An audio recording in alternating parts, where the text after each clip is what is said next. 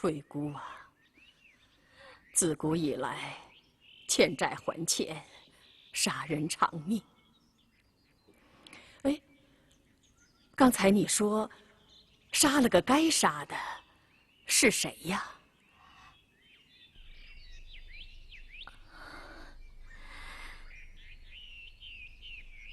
娘，你知道毛竹屋被杀的那个人是谁吗？谁呀？就是那贼批。什么？是你的恶丈夫？他不是我丈夫，他是强盗。是啊，翠姑，这话你跟宋大人说了吗？没有。为什么呀？那贼批的尸首就在城门外呢。要是我跟他们说了，他们一定会让我替他收尸。可女儿巴不得让他野狗分尸，也不愿为他收尸。可是啊，翠姑，即便是那该杀的恶人，官府也不会就此判杀人者无罪的。自古以来，不管该杀的还是不该杀的，平头百姓杀死人命，那总是祸呀。难道真的是老二哥杀了人吗？娘，如果官府查出来，真的是老二哥杀了人，那就让女儿去替他抵命好了。娘，翠姑，你胡说些什么呀？为娘自有主张。娘，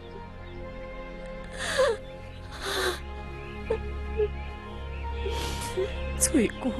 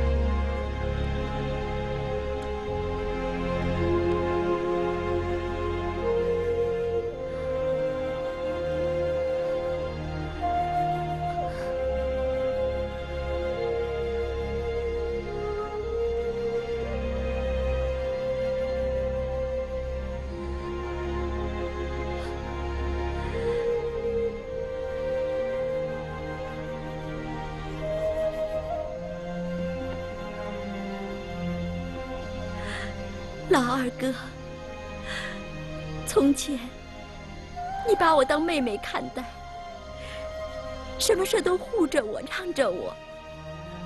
我现在回来了，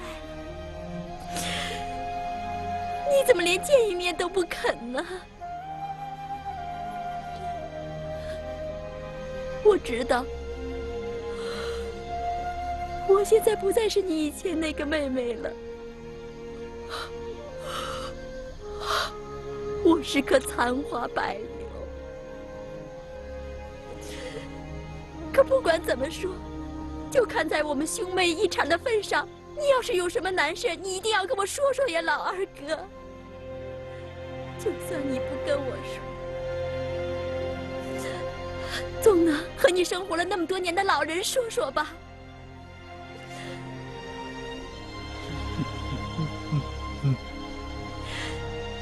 你开开门呐！我今天只想跟你说一句话：就算人是你杀的，你也不必自责，因为他该杀。要是官府查起来，你也不用怕，你就来个抵死不认，到时候自有我们娘俩为你作证。老二哥，你听见了吗？老二哥，你听见了吗？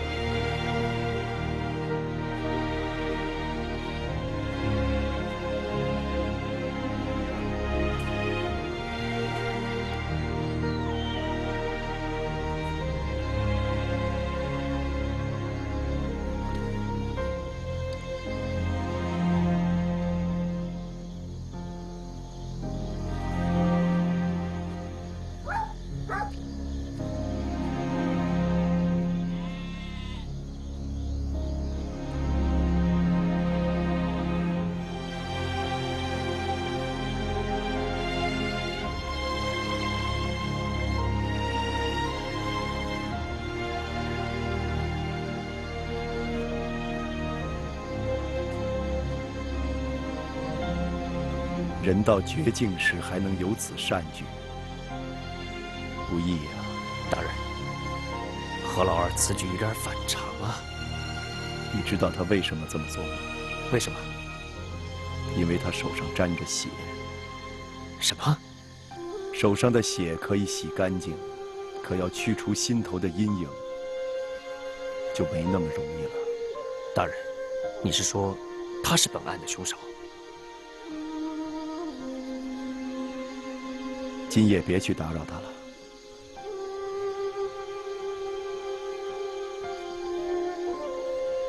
此案真相，明日大白。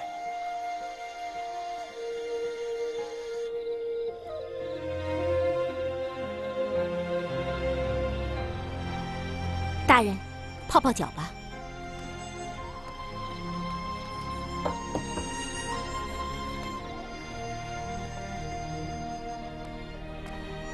英国，啊，你先睡吧。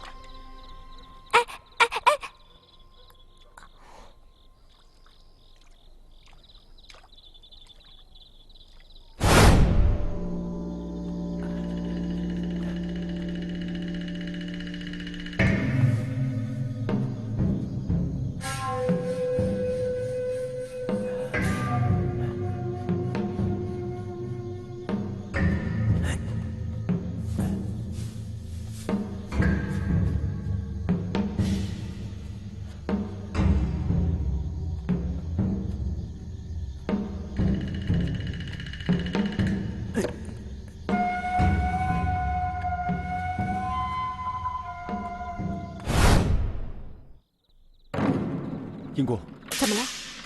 不好，快叫捕头，走！啊，哎，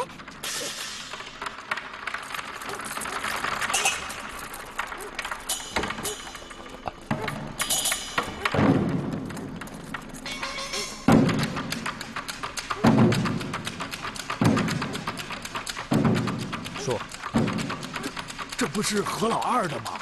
对啊，去看看。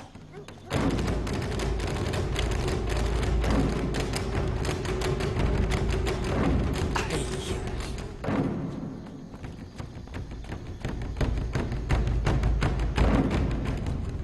快！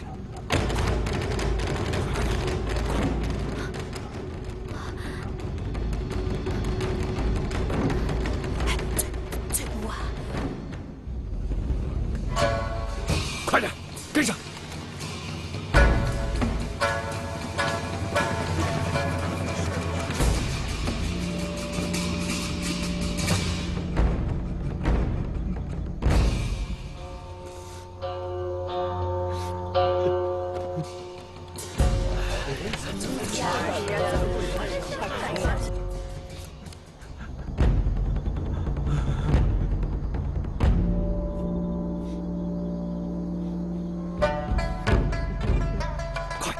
快点，快，赵捕头，快！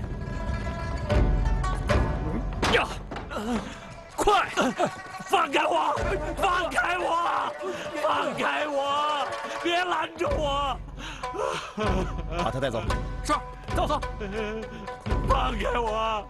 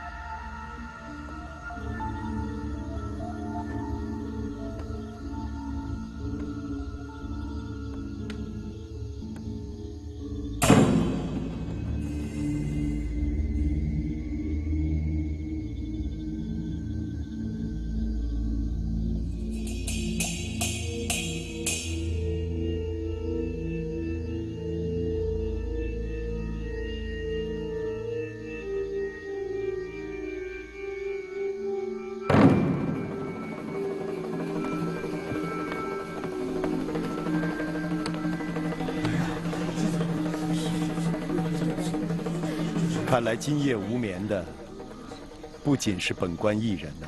宋大人，要说公鸡下蛋，可能有人相信；是啊，要说何老二杀人，那可是笑话。就是他怎么会杀人呢？今天没有雾，明天一定会是个好天气。宋大人错了，有雾未必是坏天气。浓雾散尽，才是晴朗的天空。乡亲们，毛猪无名案今日便可真相大白。如果乡亲们有兴趣的话，可随本官到驿站共同审理此案。大人不请，我们也要亲眼去见识见识。好，请。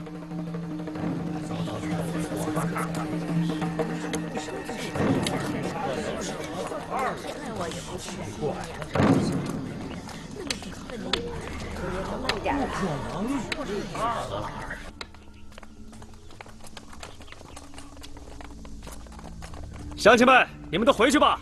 大人，大人，咱们还是把犯人带回衙吧。你看，不，咱们就地公审。啊？什么？来，你们跟我来，走，快点，快点。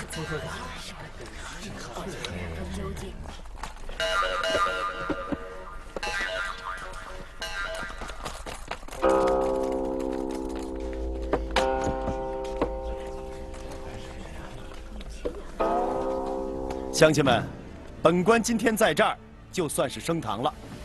来呀！千万！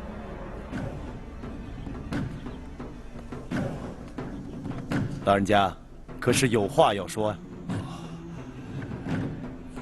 宋大人，我等草民从未见过这样的衙门大堂。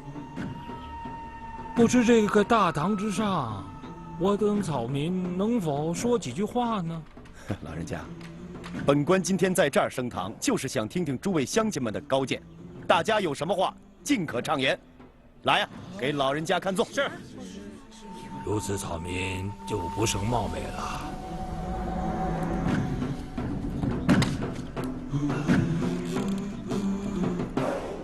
宋大人，草民说过，在毛竹屋，如果说有人说公鸡下蛋了，那都可能有人相信；但是，要是有人说何老二杀人谋财，那简直是天大的笑话。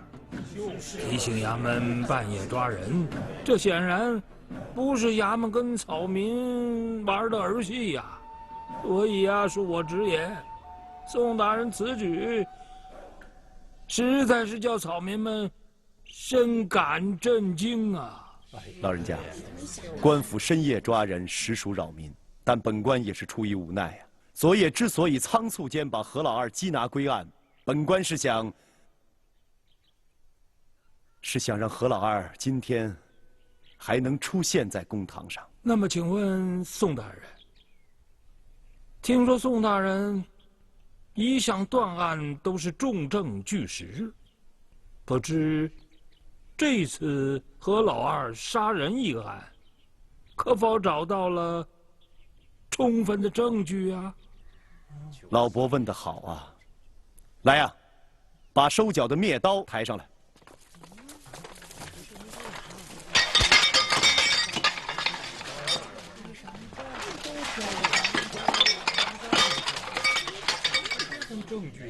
老人家，这是我们承蒙乡亲们协助，从毛竹屋收缴来的116把灭刀。这116把刀当中，只有1把是杀过人的。老伯，这可应该算是本案最重要的证据。不知宋大人可否找到了杀人的那一把？啊，找着没有？乡亲们，既然是公开审案嘛，我们就来个当众验刀，在众目睽睽之下，我们找出那把凶器。牛二何在？小民在此。来，上前回话。牛二，昨日交刀的时候，可是有你过的数，数目相符吗？对，116把，1把不少。好，乡亲们，116把刀摆在这里，稍时我们看看哪把才是杀人的凶器。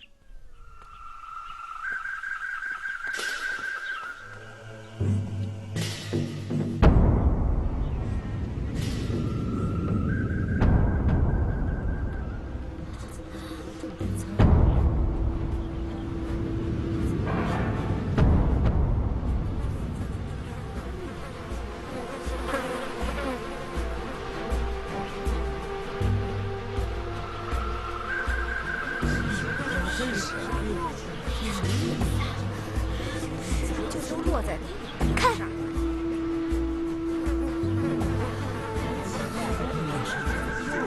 这完全就是真是全落在乡亲们，看到了吗？116把刀，为什么苍蝇只叮这1把呢？因为苍蝇嗜血，有星便叮。只有这把杀人的刀，它才有引诱苍蝇来叮的腥气。英姑，哎，看看那把刀的主人是谁？是何老二。哎呀，真是，看见没有？全在上面，看见没有？仔细看就能看出来。何老二，这就是这把刀啊，就是这把刀。是啊，这就是他的刀。这事儿，老人家，不知这个是否可以作为何老二杀人的证据啊？这令人难以置信呐！好，那我们就让何老二自己来说说杀人的经过吧。来呀，在带何老二。是。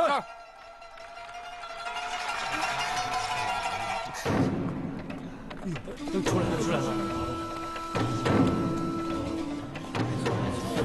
不得喧哗！何老二，当着众乡亲的面儿，把你那晚如何杀掉不速之客，如何抛尸，从头细说一遍。宋大人呐，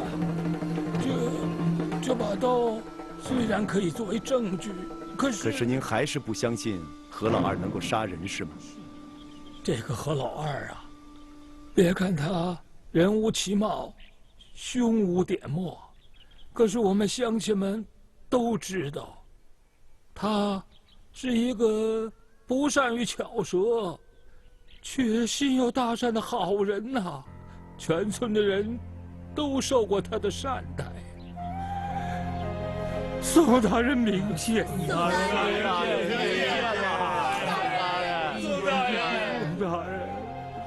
大叔公，大叔公，乡亲们，都是我不好，是我不好，我连累了咱们村的人，我给咱们毛竹屋丢脸了，是我罪有应得。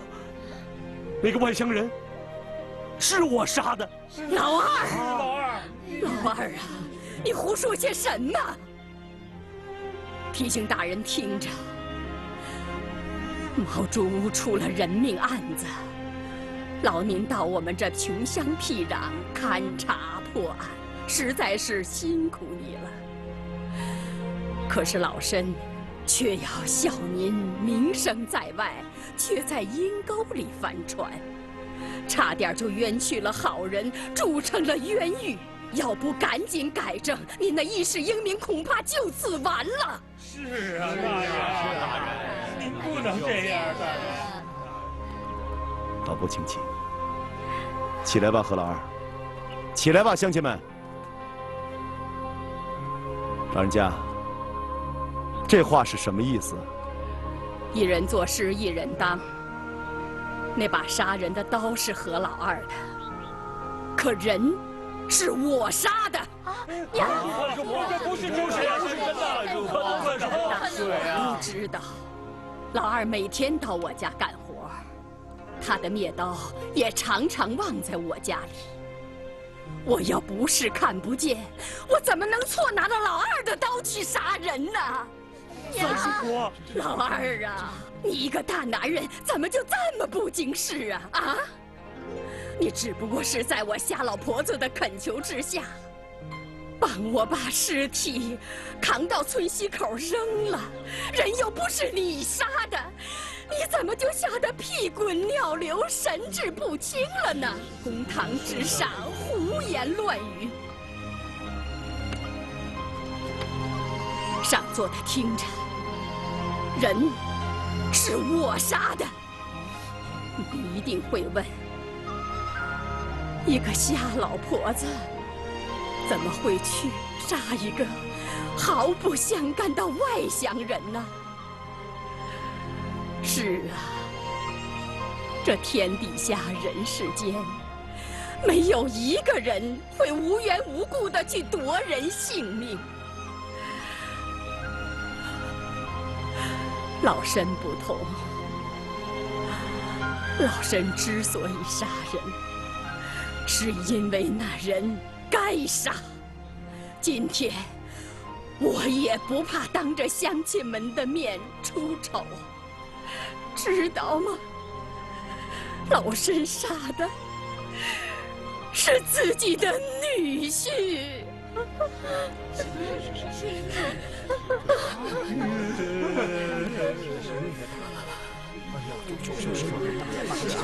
10年前，就是这个恶人抢走了我的女儿，还扬言，要是我的女儿胆敢逃回毛竹屋，他就要杀了我们母女呀！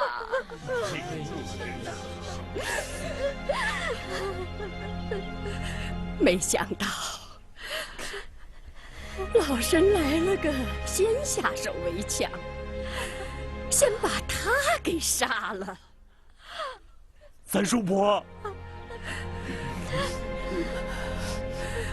如果杀了这么个该杀的还要抵命，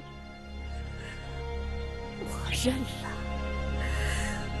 我认了。可这与老二无关呐！三叔伯，宋大人，宋大人，我把翠姑托付给你，你要好好善待她。你要不好好善待她，我在阴曹地府也不会饶了你的。三叔伯，不！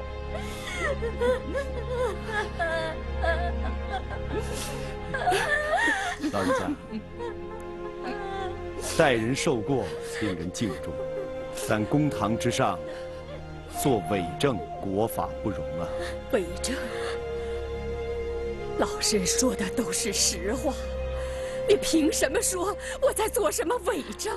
老人家，如果是你想杀掉你的恶婿，不想牵连何老二的话，那你怎么会选择何老二的家作为作案现场呢？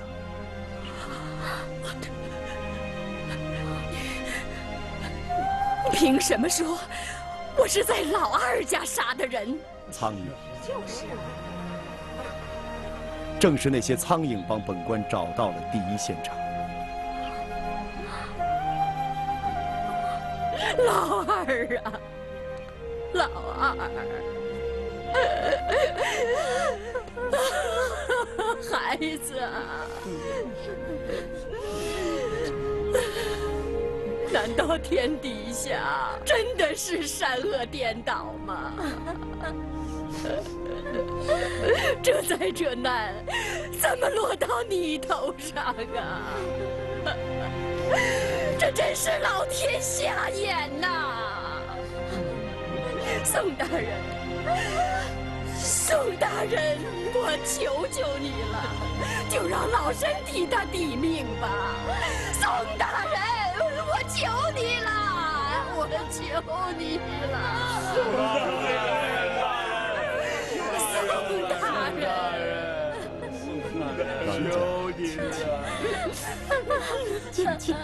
老人家，千万莫说善恶颠倒这话。乡亲们，何老二涉嫌杀人，牵动了全毛竹屋人的心呐。这难道不是他平时积德行善，善有善报吗？大宋刑律惩恶扬善。何老二，你是如何杀人？你自己恐怕也说不清楚吧。不过，你可是欠了本官一条命啊！好，乡亲们，旁观者清，当局者迷。本官替你说。那夜，一条丧家之犬翻过阴山，潜入毛竹屋。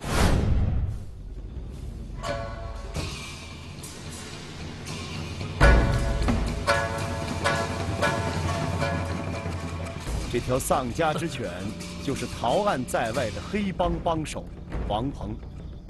当日，他在山阴县抢劫作案，被山阴县捉拿，又一次被他侥幸逃脱后，翻阴山往太平县流窜而来。到了毛竹屋时，他囊中空空，饥肠辘辘，欲趁黑夜在毛竹屋盗抢一把，再走他方。他翻阴山而来，必定是从东头进村的，而牛记铁铺恰好就是在村子的最东头，所以牛记铁铺变成了王鹏进村的必经之路。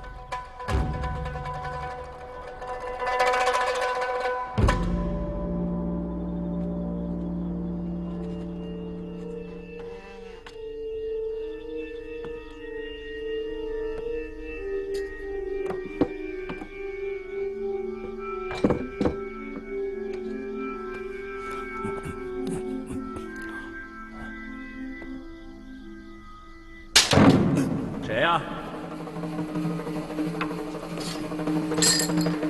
谁呀？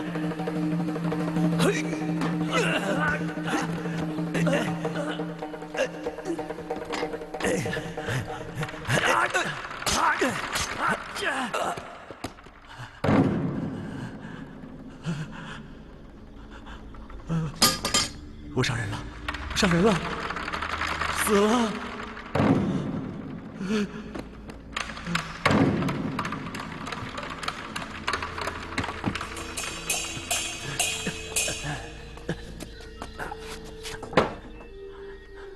杀人了。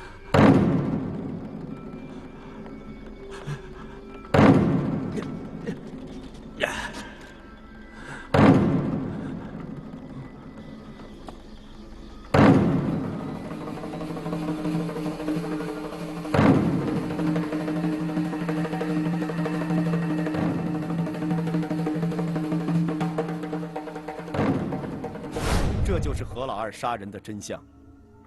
何老二杀人以后，陷入深深的自责当中，每日闭门谢客，羞于见人，甚至于散尽家财，想以死谢罪。要不是本官及时赶到，毛竹屋就没有这个大善人了。宋大人，照你这么说，我老二哥还有罪吗？本官断案多年呐，从来没像这回这么痛快过。大人，你还没有回答民女的话呢。要不是你看完尸体之后偷偷溜走，何老二还不至于受这几天折磨呢。请大人恕罪，民女当时是怕……你是怕给王鹏收尸？像他那样的恶人，我恨不得让他野狗分尸。好，何老二，你是在王鹏入室行道、本能自卫的情况下，意外将王鹏砍死的。若不是床沿挡住了刀锋，被砍死的就不是匪首王鹏，而是你善人何老二了。大宋律法，惩的是恶，扬的是善。你不但杀人无罪，而且杀贼有功。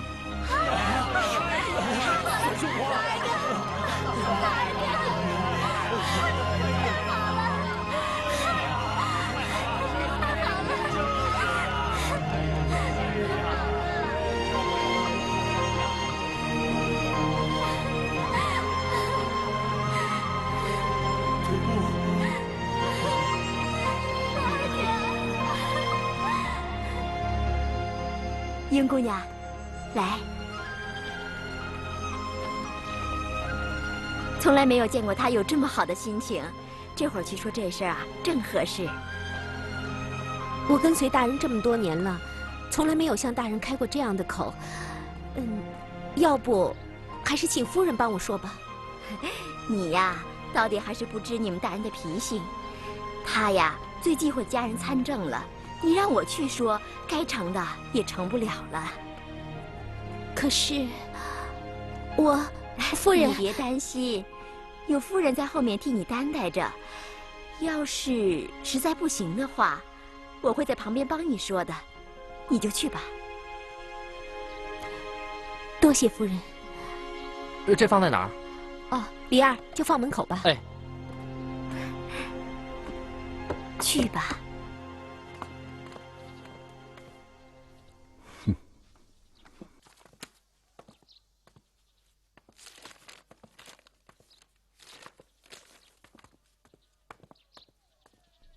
什么时候学的鬼鬼祟祟的？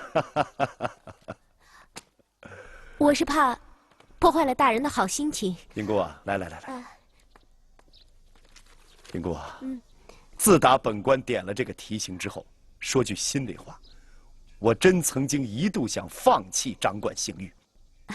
咱们农耕渔猎，经商做贾，是吧？我们不面对人世间那些丑事。可是这个毛猪无名案破了以后，英姑你说，人世间是不是善恶有报？那你知道本官现在作何感想？你在想，干什么也不如做题型干得痛快。知我者一。不是，本官是说，岂止是痛快啊，简直是大快人心，大快人心。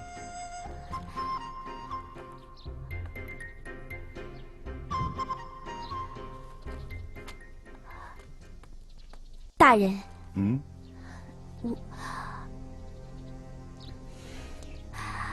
英姑啊，有事啊？有什么说嘛？是这样的，家父在的时候啊，有一位情同手足的好友，一直以来我都把他当做自己的叔伯亲人一样。我知道了，你说的是青阳县知县白贤白老大人是吧？对对对。哎呀，那可是个好官呐！那不光是你的叔伯，也是本官非常敬仰的一位贤臣。真的？哎，英国啊，我听说好像皇上还给他颁了一面百官楷模的金匾，是吧？是的，大人你不知道，我这个白叔父啊，他有一个为清官50年的心愿。哎，你等会儿，李二哥来了，拿进来。哎，来，放在这儿。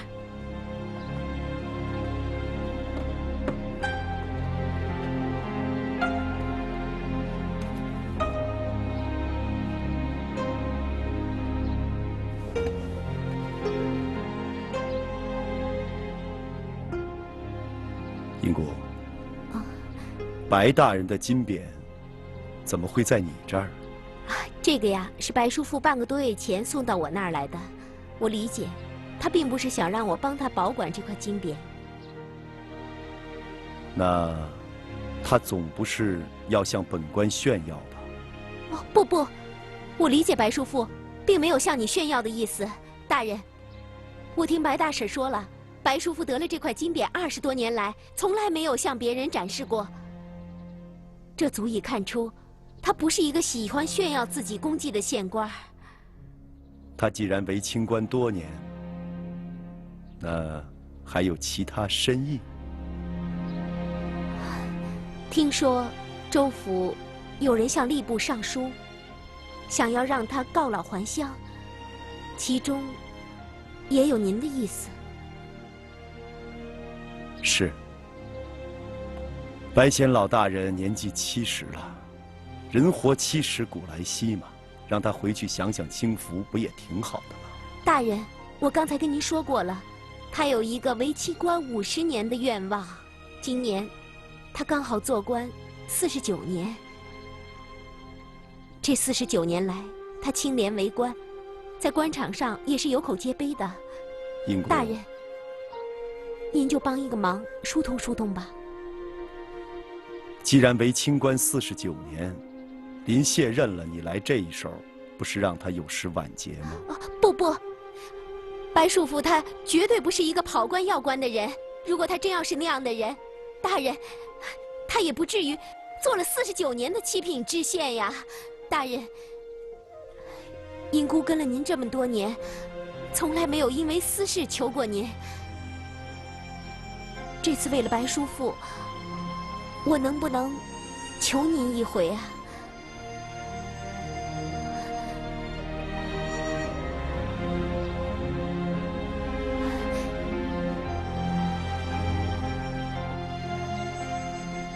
英姑啊，白贤老大人为清官多年，在这朝廷重臣当中凤毛麟角，可以说是百里难得其一。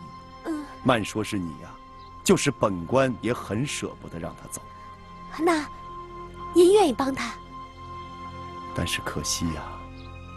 可惜什么呀？州府的文书已经呈交吏部了，总不至于让本官为了此事跑一趟京城单位疏通吧？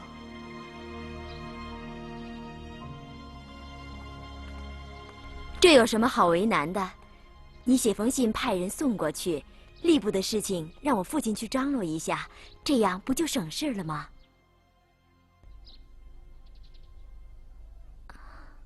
哼，是啊，本官怎么忘了呢？我还有一个当吏部侍郎的岳父老泰山呢。俗话说呀，朝里无人莫做官。我宋某有这么强大的后台，有这么硬的背景，区区小事，还不是举手之劳吗？大人，您别生气。官人，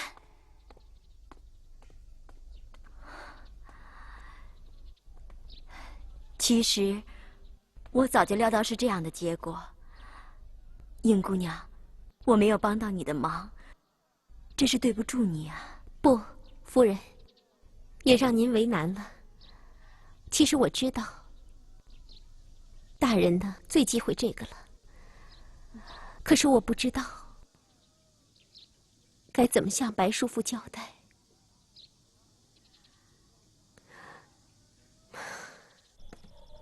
娘子，娘子。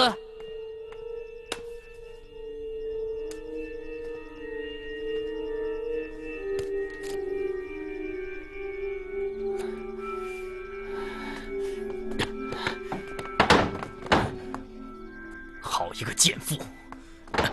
好一个贱妇！